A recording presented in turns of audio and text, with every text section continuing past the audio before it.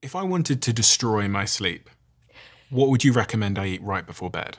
What would you recommend I consume right before bed? It can If you be, just want to I destroy want your to sleep destroy my sleep. entirely. What should I? Okay, so we're gonna have the nightcap of having a couple of drinks right before bed. Okay, so some alcohol. Yeah, we'll have some alcohol on board. We'll throw in some caffeine too Oh, yeah.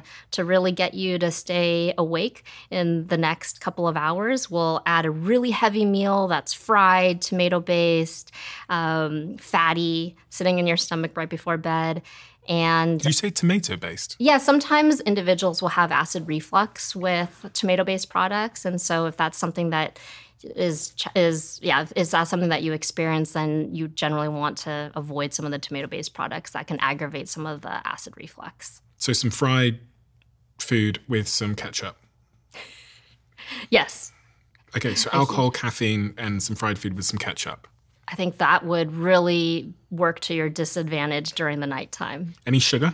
Yes, sugary carbs tends to be some of the preferences when you're particularly also sleep deprived. So people will choose more carb heavy foods and foods that have less fiber and more sugar Why fats. is it that if I eat those foods before bed, it impacts my sleep? What's going on? I don't think we have a great understanding of that. I think the field of sleep and nutrition is definitely growing, and I think down the road in the next 5 or 10 years, we hopefully will have more answers to that. But it's a fascinating area that we do start to understand what we eat can affect our sleep. So, for example, the stages of our sleep or how we sleep during the nighttime. Some of the smaller studies have shown what you eat can then affect having more awakenings during the nighttime and affecting the quality of your sleep. But I think many of them are still at the infancy. Because that's certainly something I can attest to. I talked about one time many months ago, I think it was last year actually, when I was staying in a hotel here in LA and I had a cookie before bed because I'm bloody, I blame the hotel. I don't really blame the hotel. I take full responsibility. It was in the minibar and I hadn't eaten all day. I came back, I'd been working all day. And when I've been working a lot, I'm much more likely to reach for something bad. And I had this cookie. And honestly, I woke up the next morning, 8 hours later, feeling like I hadn't slept at all.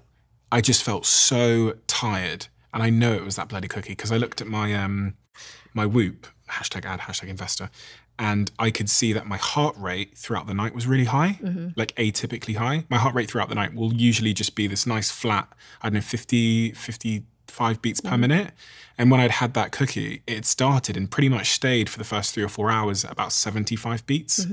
So it was like my body was still on. It was like I was walking. And so I've always just had this idea that if you eat something like that right before bed, that puts your body under a lot of strain, like metabolic strain, then it's kind of like your body doesn't fall asleep. And my REM sleep's always attacked as well if I were to eat something like that. Yeah, it's very fascinating. I think we're starting to understand the connection of what we eat, how our gut is responding to that, and then how that potentially can affect your sleep and then ultimately your daytime functioning the next day. But we do recognize from sleep deprivation studies that individuals will make different nutritional choices and grab for the cookies and the ice cream and some of those other snacks later at night than they would if they were well rested. That's a real horrible paradox, isn't it? It is. Do you know what I mean? Like if you're tired, then you're going to eat bad things right before bed, which is going to make you sleep worse and make you tired, which is going to mean you eat bad things before bed.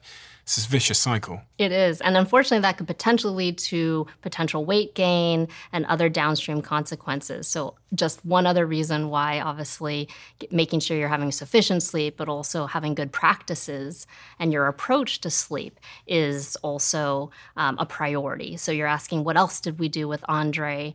But in that ways of preparing to sleep, we addressed, does he have a wind down routine? So we implemented one where he would read before bed to actually relax and prepare his brain and body to sleep for the night.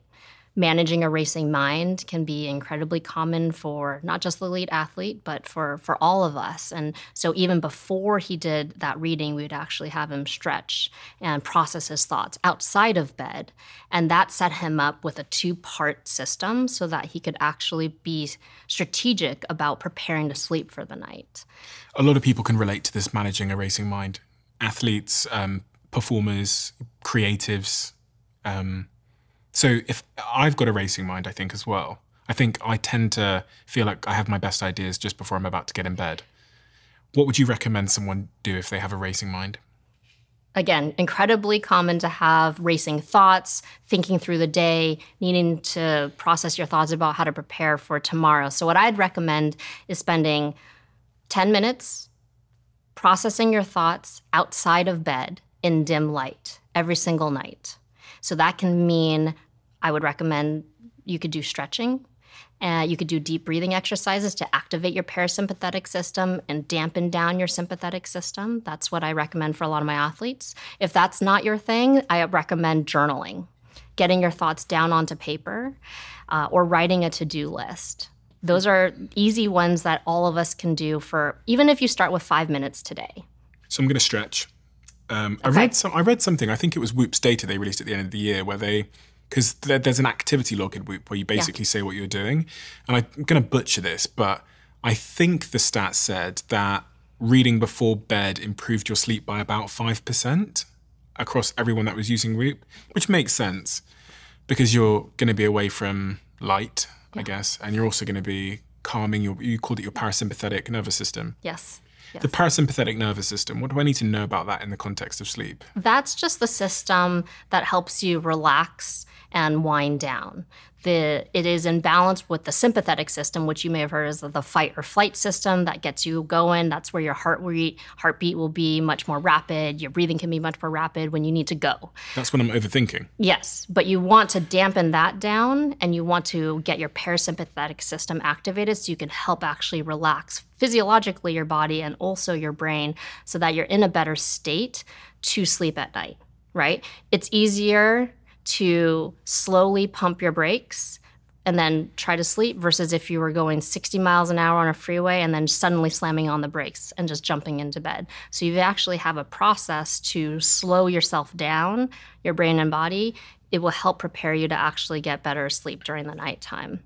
Just want to close off on Andre then. Is there anything else you did with him?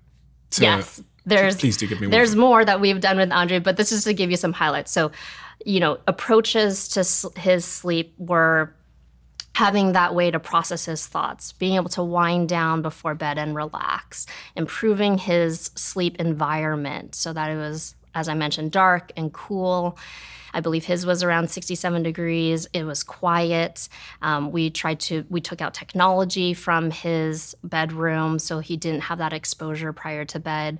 We looked at cutting down some of his power naps that were several hours long to shorten them to 20 to 30 minutes and time it much closer to game time so we would get that boost as you would go into evening games. And we looked at some of his nutritional choices, but this is the highlight of some of the ways that we were strategic about his approach to sleep, and while we're also extending his sleep from that under 7 to 7.5 to 8 hours, because we knew he had an accumulated sleep debt that had been built from not getting sufficient sleep, probably for many months to years prior to this.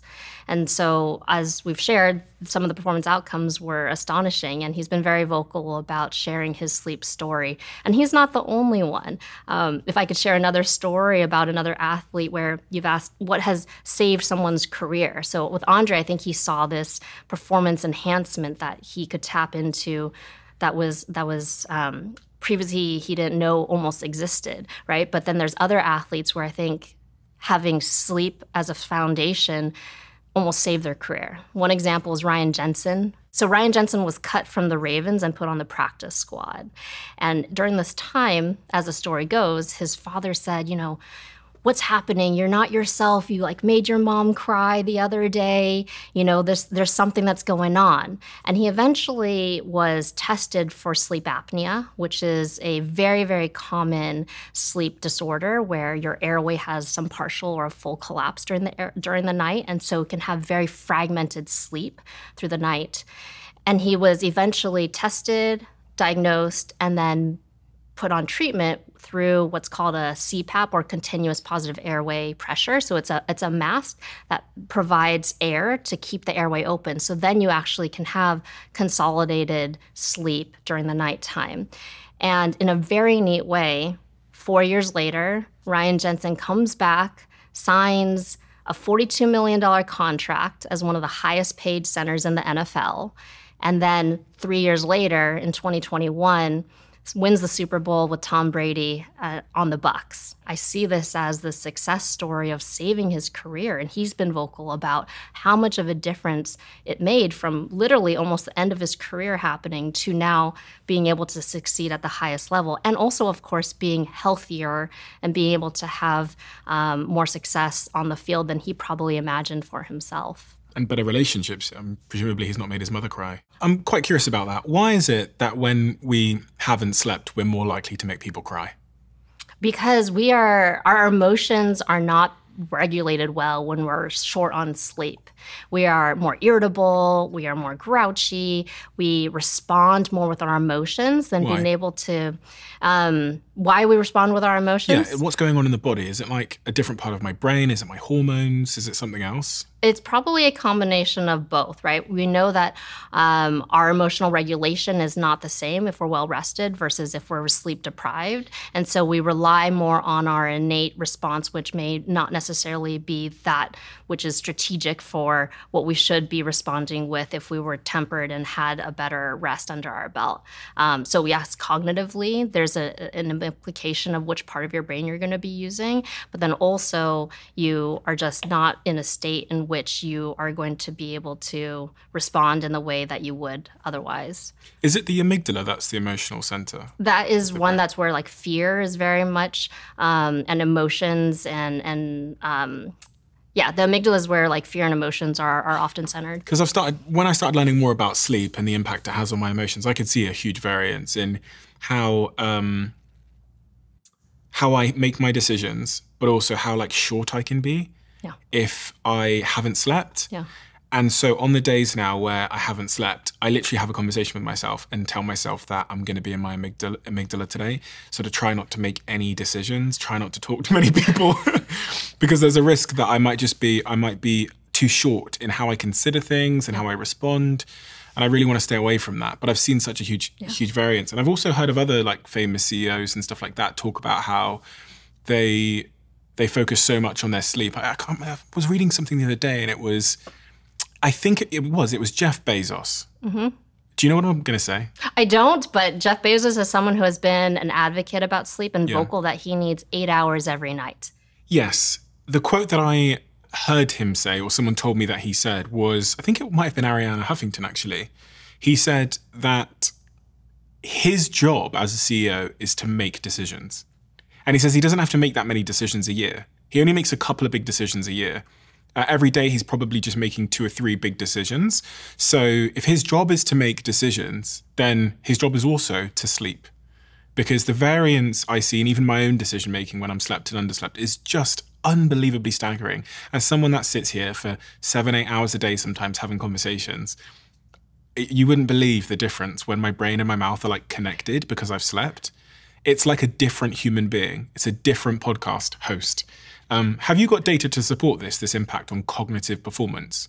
Yes, so you definitely make better decisions when you're well rested. You're less likely to make cognitive errors. You have better judgment when you're well rested, and you're going to react faster.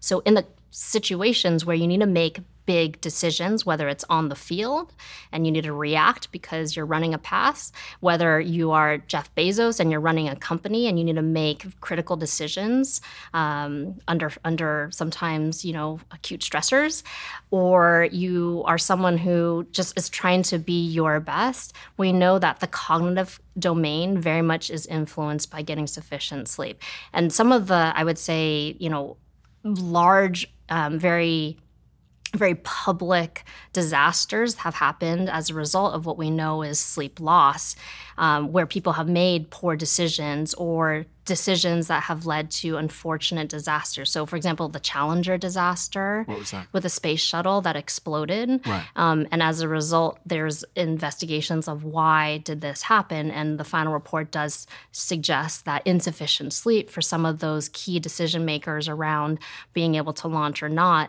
was attributed to fatigue and insufficient sleep. So being able to make good game time decisions had this disastrous effect ultimately.